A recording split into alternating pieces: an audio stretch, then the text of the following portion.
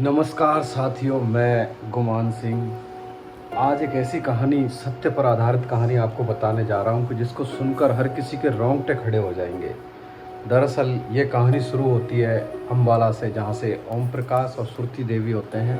वो अपने परिवार को पाल रहे थे, उनके 2 बच्चे थे। तो बड़े ही आराम से उनका जीवन चल रहा था। बड़ा बेटा आर्मी में नौकरी करता था, उसके बाद में रिटायर होकर वो घर आ गया।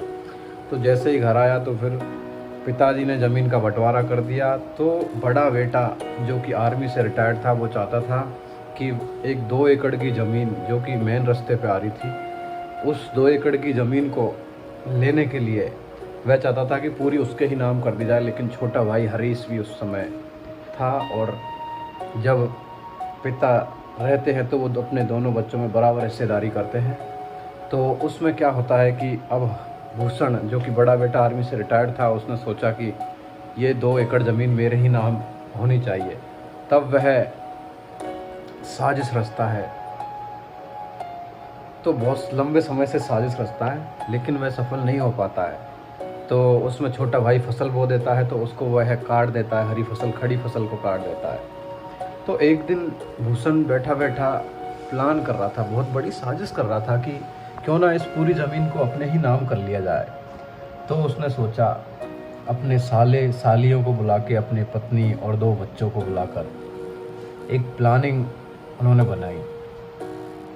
और प्लानिंग ऐसी खूंखार जिसके बारे में सोचकर भी डर लगता है। तो दोस्तों, इसी कड़ी में क्या होता है कि एक दिन जैसा कि उनके पिताजी ओम प्रकाश बताते हैं कि एक दिन वो ढाबे से आ रहे थे, तो ये 7 लोग, भूषण, उसकी पत्नी, उसके 2 साले और 1 साली और उसके 2 बच्चे, ये 7 लोग उस ज़मीन 2 एकड़ ज़मीन को लेकर प्लानिंग कर रहे थे। उसी समय उनके पिताजी उनकी बातें सुन लेते हैं, लेकिन वो चले जाते हैं।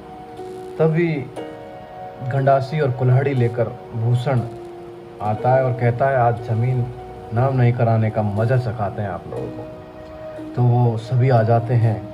तो सबसे पहले अपनी माँ सुरती देवी पर वार करता है। दुष्ट को थोड़ी भी शर्म नहीं आई कि अपनी माँ पर पहला प्रहार इतना तेज़ प्रहार किया कि अपनी माँ के प्राण उसने ले लिए थे। दूसरा प्रहार अपने पिताजी पर करता है, और पिताजी पर प्रहार करने पर पिताजी जैसे ही चिल्लाते हैं तो वो चला जाता है कि समझता है कि पिताजी का भी मृत्यु हो चुकी है। लेकिन पिताजी जैसे तैसे करके भाग जाते हैं।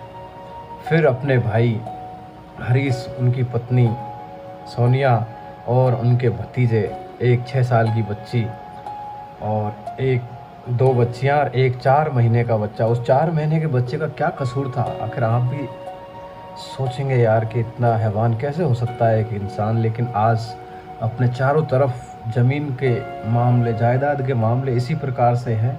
हर जगह ये चीज़ें हैं, जैसा कि हम भी देख रहे हैं, सभी देखते हैं। सबके जीवन का ये एक्सपीरियंस है कि ज़मीन को लेकर हर जगह ये मामले चल रहे हैं। तो उस 4 माह के बच्चे का क्या कसूर था कि उसने उसको भी मार डाला, उसको भी जिंदा नहीं छोड़ा।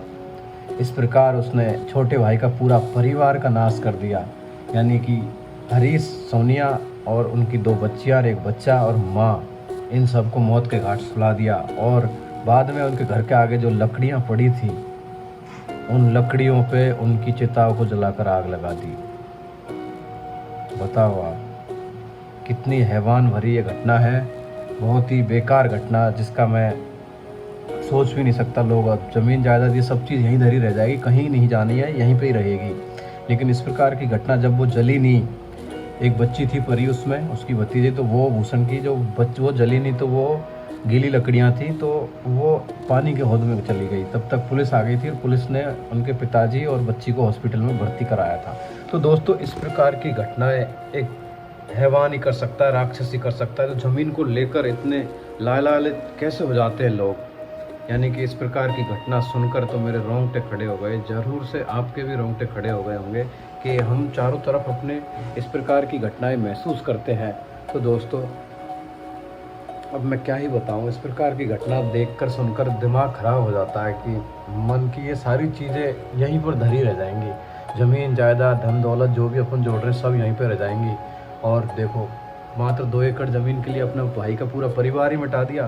तो ये इस प्रकार की घटनाएं ये समाज में अच्छा संदेश नहीं देती है और ये आए दिन होती रहती है। इस प्रकार की घटनाओं पर लगाम लगाना चाहिए समाज को। तो दोस्तों, अगली कहानी लेकर मैं प्रस्तुत होऊंगा आपके साथ। तब तक बने रहिए इंजीनियर गुमान सिंह के साथ।